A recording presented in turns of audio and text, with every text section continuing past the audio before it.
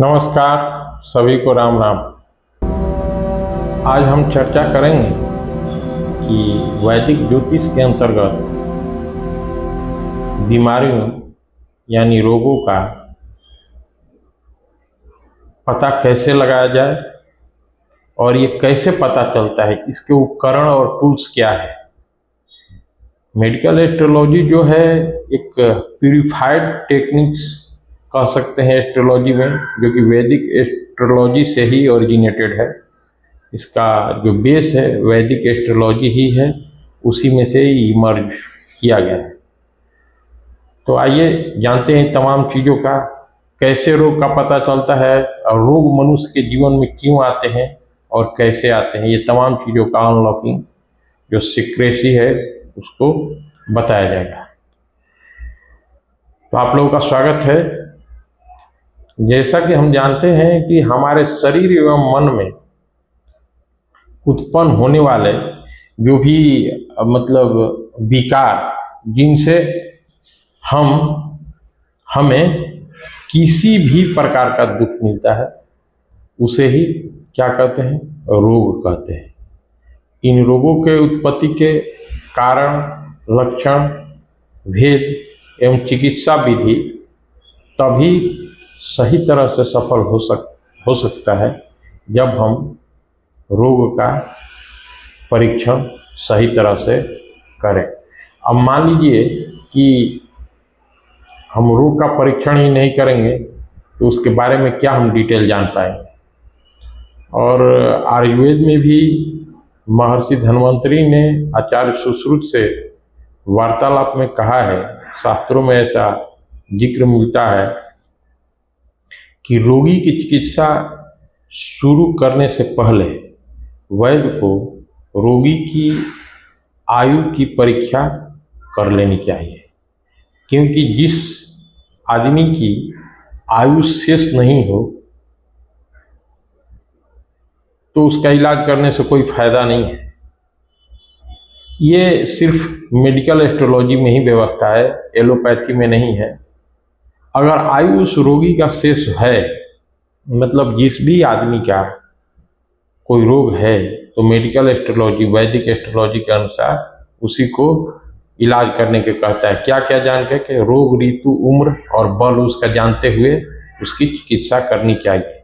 ये हमारा ऐसा शास्त्रों में चर्चा है। यही बात ज्योतिष शास्त्र में जोड़ देकर कही गई है कि आयु का परीक्षण पहले भली भांति कर लेनी चाहिए और तब उसका मतलब जो पेशेंट है उसका इलाज करनी चाहिए।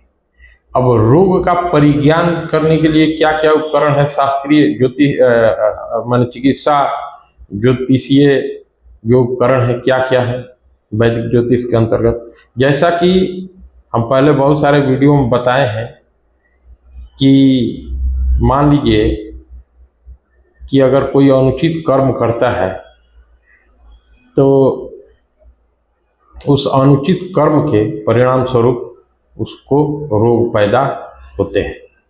ये हम नहीं कहते हैं, ये पूर्व वर्णित है। वे कर्म चाहे इस जन्म के हो या जन्म जन्मांतरों के, इस जन्म के अनुचित कर्मों को आहार एवं विहार की अनियमितता कह सकते हैं। आहार माने भोजन, विहार माने रहन सहन, विहार नहीं विहार, अनियमितता कह सकते हैं। जबकि जन्म जन्मांतरों के अनुचित कर्मों को परंपरागत तौर से अशुभ या पाप कर्म कहा जाता है। ये तो हो गया कि कैसे रोगों का क्रिएशन होगा, क्योंकि जन्म जन्मांतरों से वर्तमान जीवन के आज माने अभी तक और भविष्य तक के सभी कर्मों को 3 वर्गों में वर्गीकृत किया जाता है, 3 कैटेगरी में, जिसको कि हम लोग संचित, प्रारब्ध एवं क्रियामाण कहते हैं। क्रियामाण कहते हैं। तथा इन कर्मों के जो फल जानने की ज्योतिष शास्त्र में 3 प्रविधियां स्वीकृत एवं विकसित की गई है। 3 प्रविधि कौन कौन है उसको भी जानेंगे। अतः रोग के परिज्ञान के लिए क्या क्या प्रविधि है? पहला योग है, दूसरा दशा है एवं तीसरा गोचर है। ये 3 ही प्रविधि है। इन तीनों उपकरणों के माध्यम से ही हम रोग का अध्ययन कर सकते हैं कि कब होगा।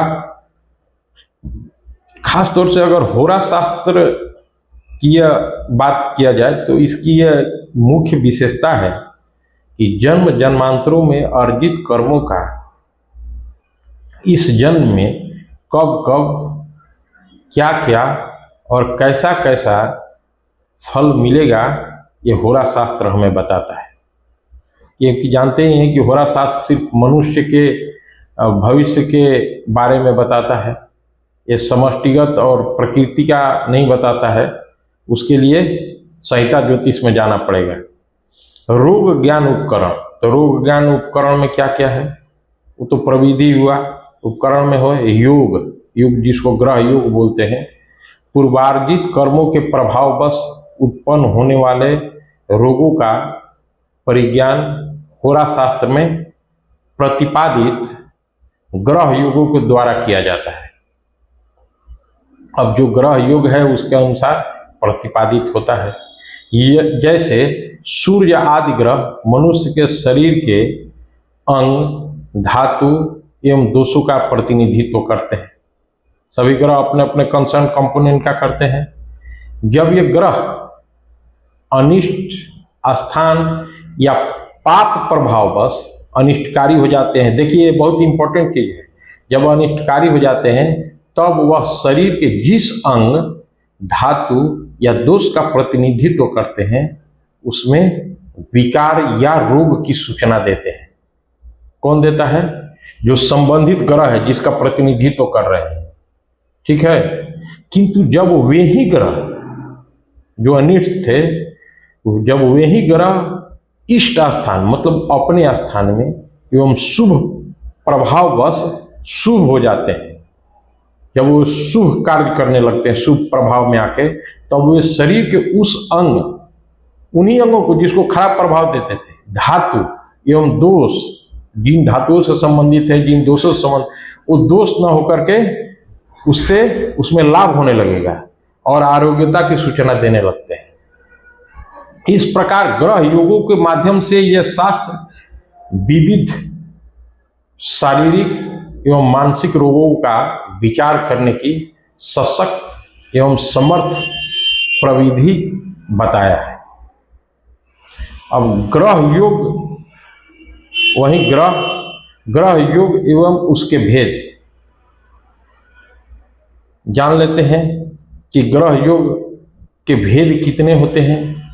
ग्रह योगों को ही ज्योतिषीय भाषा में योग कहा जाता है। मैं जो ग्रह योग बार बार कह रहा हूं, इसी को योग कहा जाता है आम भाषा में, ज्योतिष के आम भाषा में।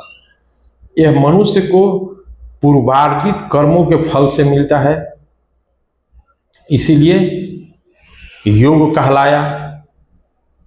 क्योंकि एक साथ ये सारे जोड़ के एक्युमुलेटेड इफेक्ट में आता है। प्रश्न मार्ग शास्त्र में इसका उदाहरण बहुत ही जबरदस्त तरीके से दिया गया है। कहा गया है कि ग्रहणम स्थिति भेड़े पुरुषान योजयंती ही फल, ये कर्म समदुभरीति योग प्रकृतितः, ये चीज है।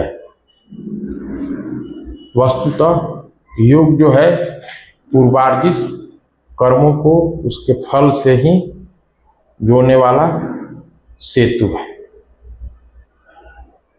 यह योग ग्रहों की राशि एवं भाव में स्थित या परस्पर युति के द्वारा बनता है। ग्रह, राशि एवं भाव, इन तीनों तत्वों के द्वारा बनने वाला योग जो आधार के भेद से 7 प्रकार के होते हैं।